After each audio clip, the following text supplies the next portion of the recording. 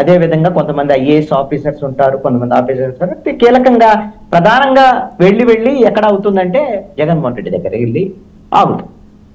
ఈ విధంగా నాకు తెలిసి అయితే తెలుగుదేశం, జనసేన, బీజేపీ కూటమి ప్రభుత్వము చాలా పక్కా ప్రణాళిక రూపొందించుకుందని నేను అనుకుంటున్నాను. ఏంటి అంటే పాలనకు సంబంధించినటువంటి విషయం ఏం చేస్తారు ఏంటి అనేది చూద్దాం. ఇప్పుడు ఎలాగో 5 సంతకాలు చేశారో ఒక ప్రాసెస్ నడుస్తుంది, ఇంకొక వైపున ఈ ప్రాసెస్ కూడా నడుస్తుంది. ఈ కేసులకు సంబంధించి అరెస్టులు, వ్యవహారం ఇవన్నీ ఫస్ట్ ఫేజ్ లోనే చేశారనుకోండి, ఈ మొదట 6 నెలల్లో చేసేసారనుకోండి, అంటే చివరికి మర్చిపోతానండి. ఎందుకంటే చంద్రబాబు నాయుడిని చివరిలో ఎన్నికలకు ముందు అరెస్ట్ చేయడం వల్ల కొంత సింపతి రావటం, దానివల్ల ఇప్పుడు కూటమికి ప్లస్ అవటం ఇలాంటివి ఉన్నది. ఇప్పుడు వీళ్ళు దాని నుంచి ఎక్స్పీరియన్స్ పొందారు కాబట్టి వైఎస్ఆర్ కాంగ్రెస్ పార్టీ ప్రభుత్వంలో ఉన్నటువంటి సంబంధించినటువంటి అప్పుడు తీసుకున్నటువంటి నిర్ణయాలన్నింటినీ కూడా మాక్సిమం సమీక్షిస్తారు. అన్నిటి మీద కేసులు పెట్టేదానికి అవకాశం ఉంది, ఎక్కువ కేసులు నమోదు చేస్తారు, ఎక్కువ మందిని అరెస్ట్ చేస్తారు, ఇవన్నీ కూడా జరుగుతుంది. ఇది నారాయణమూర్తి గారు కానీ వైఎస్ఆర్ కాంగ్రెస్ పార్టీ కక్ష సాధింపు అంటది. వాళ్ళు ఇప్పుడు మీరు వైఎస్ఆర్ కాంగ్రెస్ పార్టీలో ఉన్నప్పుడు చంద్రబాబు నాయుడు, అచ్చెన్నాయుడు, కొల్లు రవీంద్ర వీళ్ళందరినీ వాళ్ళకి అరెస్ట్ చేశారు కదా, మా అమ్మాయిని కూడా కక్ష సాధింపారు కదా అని వాళ్ళు అంటారు. ఇద్దరు కక్ష సాధింపుల వైపే వెళ్తున్నారు. ఇంత శృతి మించితే ఏమైంది అనేటువంటిది అందరికి తెలుసు.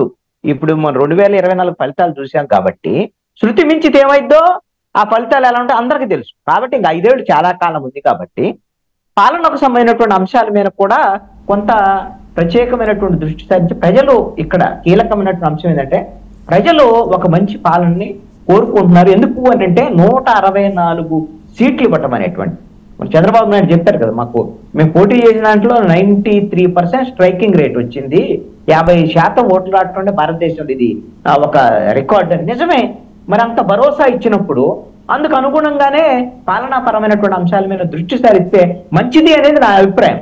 అలాగని ఇప్పుడు తెలుగుదేశం వాళ్ళకి నేనేమి శుద్ధులు చెప్పలేను, మీరేమి కేసులు పెట్టొద్దు లేదా ఇంకోటి చేద్దాను. ఒకవేళ కేసులు పెట్టడం ఇలాంటివన్నీ జరిగితే ఎలాగో నారాయణమూర్తి గారు అన్నారు కదా, ఒక ప్రొసీజర్ ఉంటుంది. ఎలాగో ఇప్పుడు అరెస్ట్ చేస్తారా, బైరెడ్డి సిద్ధార్థ రెడ్డిని, రోజాని అరెస్ట్ చేస్తారా అని సోషల్ మీడియా తెచ్చారు.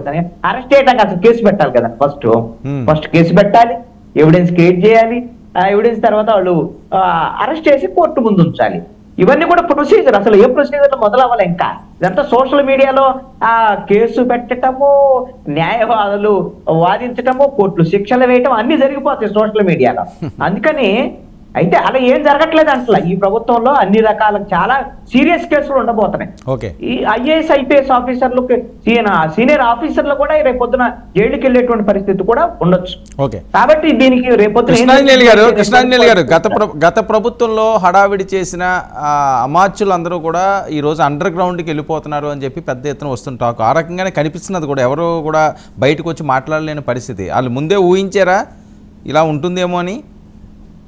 ఇప్పుడు ఒకటండి, ఈ విధంగా భౌతిక దాడులు అయితే మాత్రము నేను కూడా ఎక్స్పెక్ట్ చేయలేదు. ఎవరైనా వస్తే మంత్రులు ఓడిపోయినటువంటి ఎమ్మెల్యేలు వాళ్ళు వస్తే వాళ్ళ నిలదీయటము, అడగటము వ్యవహారం వేరు. భౌతిక దాడులు జరుగుతున్నటువంటి ఒక వాతావరణం రావటం అనేటువంటి మంచిది కదా. గెలుపు ఓటములు సర్వసాధారణమైనటువంటి అండి. ఇప్పుడు వీళ్ళు గెలుస్తారు, రేపొద్దున ఇంకోళ్ళు గెలుస్తారు, ఇవన్నీ రేపొద్దున అన్ని జరుగుతాయి. మనం ఈ 10 ఏళ్లలోనే చూసాం కదా, 2 ఎన్నికలనే మనం చూసినటువంటి పరిస్థితి. భౌతిక దాడులు అనేటువంటిది కరెక్ట్ కాదు. అయితే ఈ ఉన్నటువంటి ఈ సిచ్యువేషన్ లో ఖచ్చితంగా ఎవరికి వాళ్ళు ఏం చేస్తారో నాయకులు అనేటువంటి వాళ్ళు తప్పుకుంటారు. సమస్య ఎవరికి? వాళ్ళ కోసం పనిచేసినటువంటి కార్యకర్తలు, వాళ్ళ కోసం ఎగబడి చేసినటువంటి కొంతమంది వాళ్ళు ఇబ్బందులకు గురవుతారు. అందుకని ఇప్పటికైనా అర్థం చేసుకోవాల్సిన ఏంటంటే ఏ పార్టీకి సంబంధించినటువంటి వాళ్ళైనా మీ పరిధిలో మీరు పని చేయండి, ఎవరు నమ్ముకొని అనవసరమైనటువంటి వివాదాలకు వెళ్ళొద్దు అనేటువంటిది నా చూపు. ఓకే, అరుణ గారు, ఆడదాం ఆంధ్ర 100 కోట్లు స్కామ్ అట, ఎప్పుడన్నా ఏ నిమిషంలో అన్నా ఏమన్నా జరగవచ్చట. సార్, స్కామ్ ఒక్క ఆడుదాం ఆంధ్రాలోనే కాదు, వైసీపీ ప్రభుత్వం హయాంలో జీవోలను సీక్రెట్ గా పెట్టి చాలా శాఖల్లో అవినీతికి పాల్పడ్డారు. ఇందులో ఎలాంటి సందేహం లేదు. ఇప్పుడు ఈ శాఖలన్నింటి మీద కూడా ఎంక్వైరీ జరపకపోతే అనవసరంగా ఇప్పుడు ఆ శాఖలు తీసుకున్నటువంటి ఉద్యోగస్తులు కానివ్వండి, ఎమ్మెల్యేలు కానివ్వండి, మంత్రులు కానివ్వండి, సంబంధిత అధికారులు అందరూ కూడా గతంలో వీళ్ళు చేసినటువంటి అవినీతికి ఇప్పుడున్న ప్రభుత్వంలో ఉన్న వ్యక్తులు బలవాల్సిన పరిస్థితి అయితే వచ్చింది. కాబట్టి ప్రతి శాఖ మీద సమగ్రంగా విచారణ అయితే జరిగిద్ది. ఆడుదాం ఆంధ్ర విషయానికి కనుక వస్తే వీళ్ళు వాడినటువంటి